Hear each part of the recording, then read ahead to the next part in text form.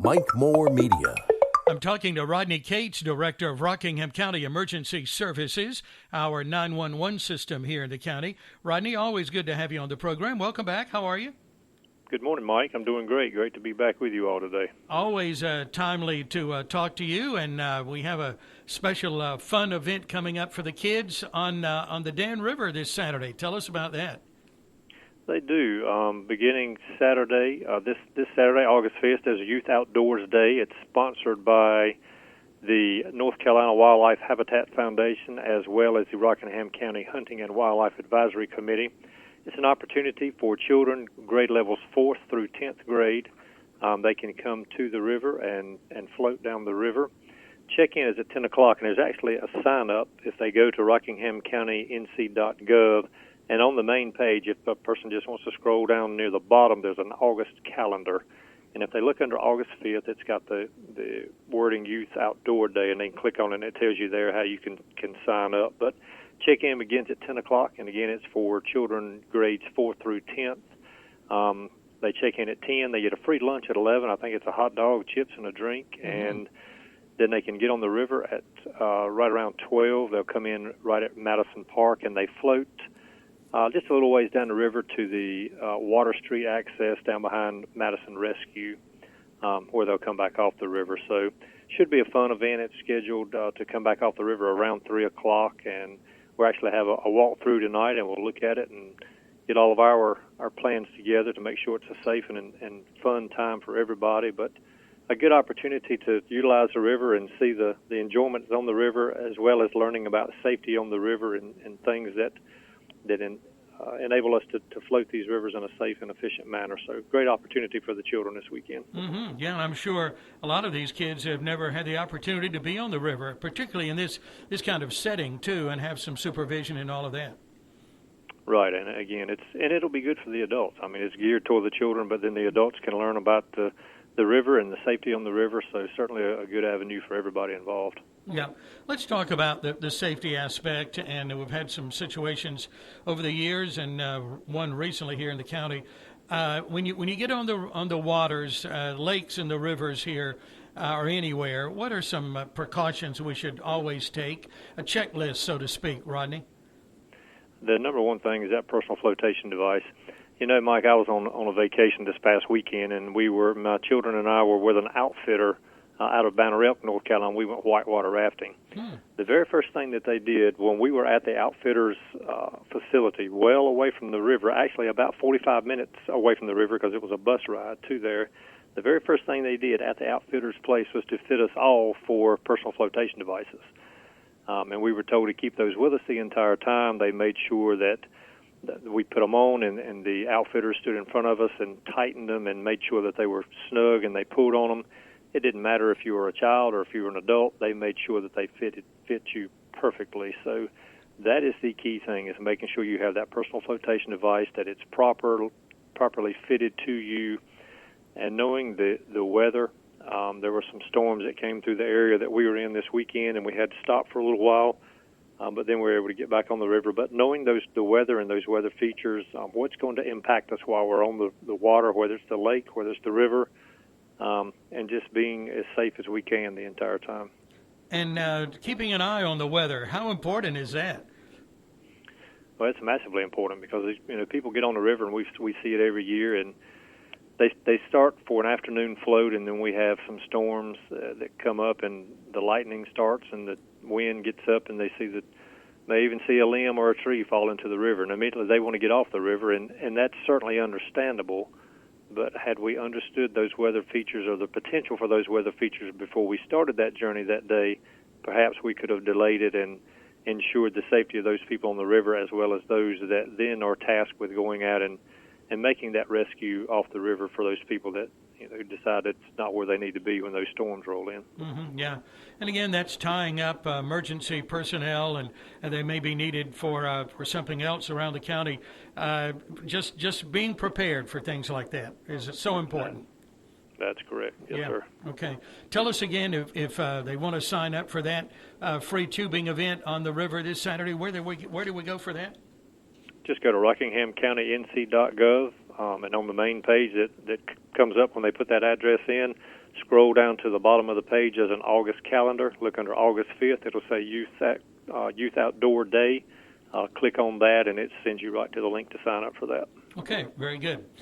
I wanted to get your comments on something here. I remember growing up in Spencer, North Carolina, not the Virginia one, the old fire station siren. This is something that some of us have childhood memories of, and from time to time they talk about this, and there was more discussion at last night's Stoneville Town Council meeting about the old fire station siren. It's at least 50 years old. It's currently out of service, but Fire Chief Joel Freeman said he is 110% in favor of a siren for weather emergencies. However, this is an expensive thing to do. Recent estimates put it at up to $30,000, and that ties in with the county's 911 system and makes that a real weather emergency siren that a lot of people think is so important, even more so than a fire siren because times have changed over the years. But and they mentioned last night to have the town manager check and see how many municipalities around our county still have a siren and they use it. Do we have a kind of an accurate count on things like how important is that? Mike, we can activate weather sirens from the 911 center that's actually programmed into our dispatch consoles. There are several agencies across the county, several different fire departments and fire districts that still have sirens. Some use them for weather events. Some use them in combination for weather events and active calls for service. I too have those childhood memories of hearing those sirens go off, and the whole concept behind them was way back in the day when these departments were fully volunteer departments. It was a way to notify the farmers or the people out away from the department that a call was coming in. They set the siren off so everybody knew to come to the department and answer the call for service. Mm-hmm. So that's the premise behind it from years and years ago.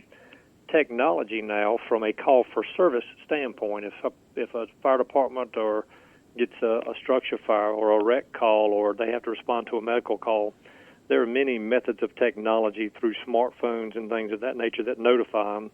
But the citizens that don't have this technology, they do have smartphones, but there's permissions that have to be granted for people to have these, and it has to be departmentally specific. Mm-hmm. But the activation of a siren for a weather event, a true life-threatening weather event, is certainly a good thing. It lets our citizens know that weather is impending, and we do activate those for the departments across the county that have those. We still activate those for weather events across the county. Mm-hmm. Yeah, very good. I know one thing, Stoneville, they mentioned it a little bit last night, and a citizen spoke who's involved in this, but it came up in last month's town council meeting. They're looking at four different areas of the town where citizens are kind of on the alert for emergency situations and preparedness, and really I think working in conjunction with your department when there is an emergency of some kind, whatever it may be, that there's some coordination there, right there in Stoneville. I know you've got that county-wide for sure, but they're taking it to a little more local level. So that's another thing that citizens in Stoneville seem to be preparing for when that's needed. And that's true. And Mike, also we've talked many times about Code Red. Code Red is an alert activation, and you get weather activations from Code Red. So, in the interim, if they decide to go with a siren, that's certainly at their discretion and decided upon by their respective boards. But Code Red is an avenue that allows people to get these weather notifications immediately, and it is specific to the area in which you're signed up for Code Red. So that's another avenue that certainly technology today through smartphones and computers and technology that we have, that's an avenue that people can still get those notifications as quickly as they're coming out from the weather centers. Yeah. I'd like to think everybody has that now on their phone, but tell us what Code Red is. Well, you've just kind of explained that, but how can we sign up for that if we don't have it? You too can go to the Rockingham County NC.gov webpage and sign up there. You can go to that webpage and search emergency services and look at the 911 tab. There's a tab there, further tab that you can sign up for Code Red. But again, that Code Red is an emergency alert notification, and it's utilized for many, many different things. All the municipalities across the county have it. The county as a whole supports Code Red 100%, and it's a method where if there's a missing child, we can send out a Code Red. We can send out Code Red notifications geographically if it's a small area that we need to target and notify people of a certain situation, or in the event of a weather situation. Again, I've had many of them where it says there's a severe thunderstorm in your immediate area, and it will pinpoint exactly where I am and let me know that there's a severe thunderstorm coming to my area. And then there are radar maps that anybody can utilize. You can pull those radar maps up and look on the radar and see exactly what's coming your way. So technology certainly propels us to have those notifications and to stay on top of exactly what we're getting ready to deal with. That's exactly right. Rodney Cates, always a pleasure. Thank you for your time. I appreciate it. We all do. All right, Mike. Have a good day. You too, sir. That's our monthly podcast with Rodney Cates, Director of Rockingham County Emergency Services. And let me again repeat what he said several times. You can get more information about some of the things we're talking about right there at rockinghamcountync.gov, rockinghamcountync.gov, including that free tubing event on the Dan River. Just scroll down to the information there at the bottom of that page. And let me direct you to the Facebook page, too, Rockingham County Emergency Services. We certainly appreciate all of our emergency services teams countywide. Thank you for being there when we need you.